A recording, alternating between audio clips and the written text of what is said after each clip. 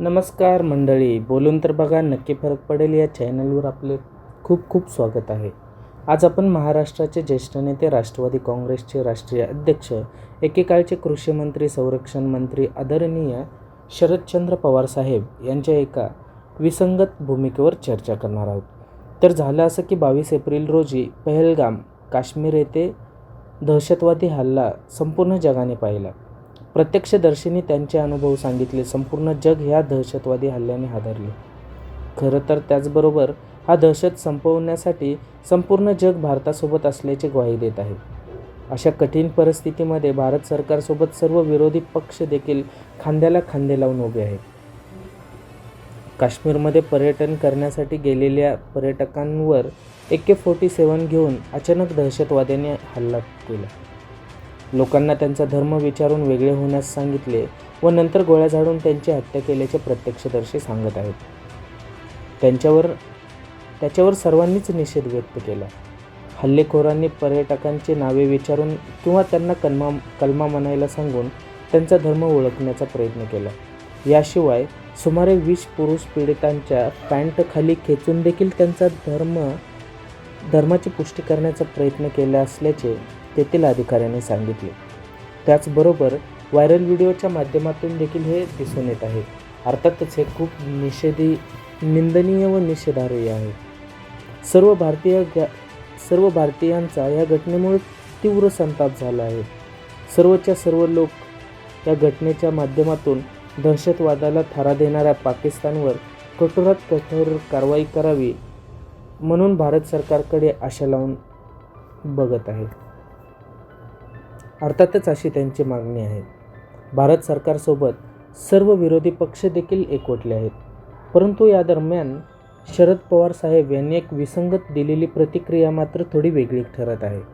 शरद पवार यांनी एप्रिल 2025 मध्ये झालेल्या दहशतवादी हल्ल्यानंतर एक महत्त्वपूर्ण विधान दिले आहे. त्यांनी सांगितले की हिंदू आहेत म्हणून दहशतवाद्यांनी पर्यटकांना गोळ्या घातल्या असं म्हणतात, पण त्यात काय सत्य आहे याची मला माहिती नाही. नीट ऐका, हिंदू आहेत म्हणून दहशतवाद्यांनी पर्यटकांना गोळ्या घातल्या असं म्हणतात, पण त्यात काही सत्य आहे याची मला माहिती नाही. पण तिथं जे लोक होते त्यातल्या स्त्रियांना त्यांनी सोडलं आहे. मी एका भगिनीच्या घरी गेलो होतो. त्यांनी सांगितले आम्हा महिलांना हातही लावला नाही, त्यांनी फक्त आमच्या पुरुषांना हात लावला. असं स्टेटमेंट पवार साहेबांचं आहे. मुळात म्हणजे एवढं पुरावे असताना, व्हिडिओज असताना, प्रत्यक्षदर्शी सांगत असताना, अधिकाऱ्यांची स्टेटमेंट्स येत असताना, सोशल मीडियावर देखील पवार साहेबांनी त्या भगिनींचा व्हिडिओ उपलब्ध असताना का बरे शरद पवार साहेब अशी भूमिका घेत असतील असा मला प्रश्न पडला आहे. माझ्या मते त्याची संभाव्य कारणे पुढील प्रमाणे असू शकतात. एक म्हणजे धर्माच्या आधारावर द्वेष वाढू नये म्हणून. शरद पवार यांच्या राजकीय इतिहास पाहिला तर ते कायम धर्मनिरपेक्षतेचे समर्थक राहिले आहेत.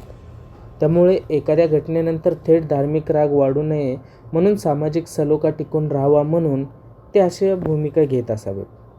नंबर दोनचं कारण म्हणजे त्यांचं राजकीय शहाणपण. धार्मिक भावना भडकवल्यानंतर एका विशिष्ट पक्षाला त्याचा फायदा होऊ शकतो. त्यामुळे त्या भावना चिघळू नये व सत्ताधाऱ्यांना म्हणजेच पवारसाहेबांच्या विरोधी पक्षांना त्याचा फायदा होऊ नये अशी त्यांची भावना असू शकते. नंबर 3, काश्मीरसारख्या संवेदनशील भागात हिंदूंना लक्ष्य केलं अशी उघड भूमिका मांडली तर पुन्हा तिथे तणाव वाढण्याचा धोका असतो. म्हणून काही नेते अशी मृदू भूमिका घेत असतात किंवा स्वतःची भूमिका केवळ मध्यम मार्गी ठेवण्याचा प्रयत्न हा पवार साहेबांचा असू शकतो. जेव्हा देशात मोठ्या घटना घडतात तेव्हा काही नेते तीव्र प्रतिक्रिया देण्याऐवजी समतोल भूमिका घेतात. त्यात पवार साहेब हे देखील येतात. तर मंडळी, पवार साहेबांच्या भूमिकेपाठीमागे हीच कारणं असतील का की यापेक्षा वेगळी असतील? तुम्हाला काय वाटतं? तुर्तास इतकंच. धन्यवाद.